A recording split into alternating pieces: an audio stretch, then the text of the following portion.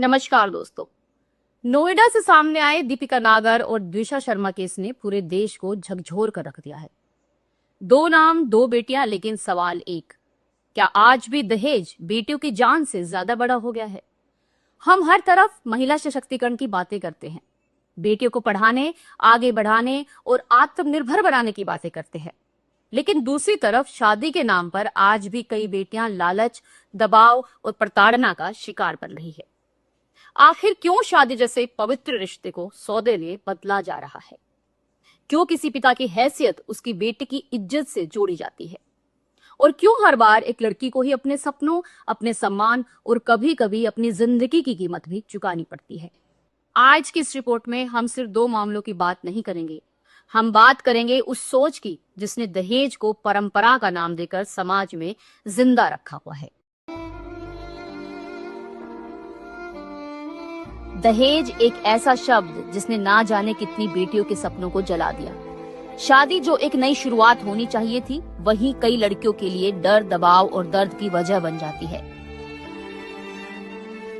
दीपिका नागर और त्विशा शर्मा मौत मामले ने पूरे देश को झकझोर कर रख दिया है।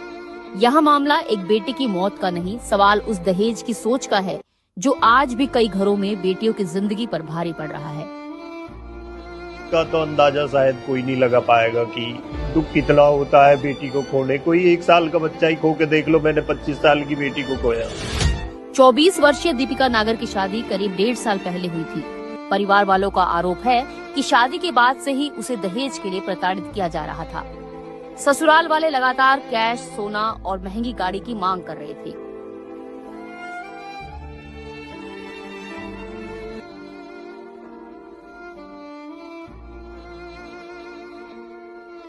उसे फेंक दिया 3री मंजिल से। जब उसे फेंक दिया, जब हमारे घर फोन करा 1 बजे का, जब तुम्हारी बेटी गिर गई है जीने से, तो उन्होंने झूठ क्यों बोला? झूठ बोलने के बाद भी वो भाग गए। हमें खून के बदले खून चाहिए, इंसाफ चाहिए हमें। दीपिका और त्विशा की मौत सिर्फ एक केस नहीं, बल्कि ये समाज के लिए चेतावनी है। ये सब मामले समाज की उस कड़वी सच्चाई का आईना है, जहाँ शादी के बाद लड़की से प्यार नहीं बल्कि पैसों और सामान की उम्मीद की जाती है। दीपिका के परिवार वालों का कहना है कि हर त्योहार दीपिका के लिए खुशी नहीं बल्कि दबाव लेकर आता था। समाज में अक्सर बेटियों को यही कहा जाता है, थोड़ा सह लो, सब ठीक हो जाएगा, घर बचाना जरूरी है। और शायद यही चुप्पी कई बार बेटियों की सबसे बड़ी मजबूरी बन जाती है। इतना सुंदर बच्चा हमारे 2-4 गाँवों में नहीं है जितना सुंदर हमारी दीपिका थी।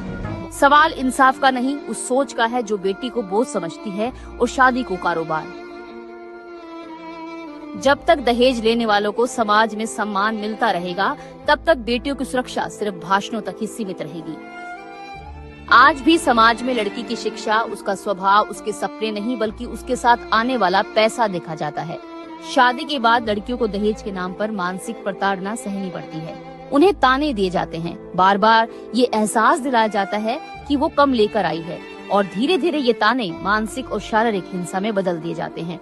हर बार जब दहेज के कारण किसी बेटी की जान जाती है, तो सिर्फ एक घर नहीं टूटता बल्कि इंसानियत भी हार जाती है। सवाल ये नहीं कि दीपिका या त्विशा के साथ क्या हुआ, सवाल आज भी ये है कि ऐसी घटनाएं बार बार क्यों हो रही हैं। जब तक समाज में दहेज लेने वालों को इज्जत मिलती रहेगी, तब तक कानून का डर अधूरा ही रहेगा।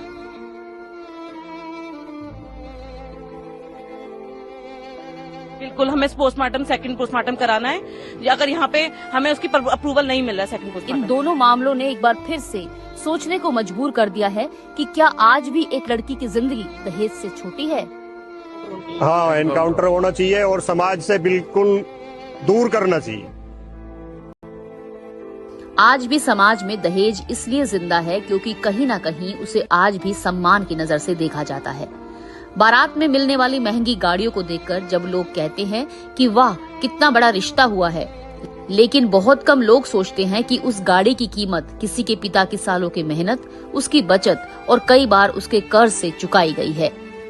दीपिका नागर और द्विशा शर्मा जैसे मामले हमें ये सोचने पर मजबूर करते हैं कि आखिर कब तक बेटियों की जिंदगी लालच और दिखावे की भेंट चढ़ती रहेगी। जरूरत सिर्फ कानून की नहीं, समाज की सोच बदलने की है। जिस दिन दहेज लेना शान नहीं, शर्म माना जाने लगेगा, शायद उसी दिन इस कुप्रथा की जड़ें कमजोर पड़ने लगेगी।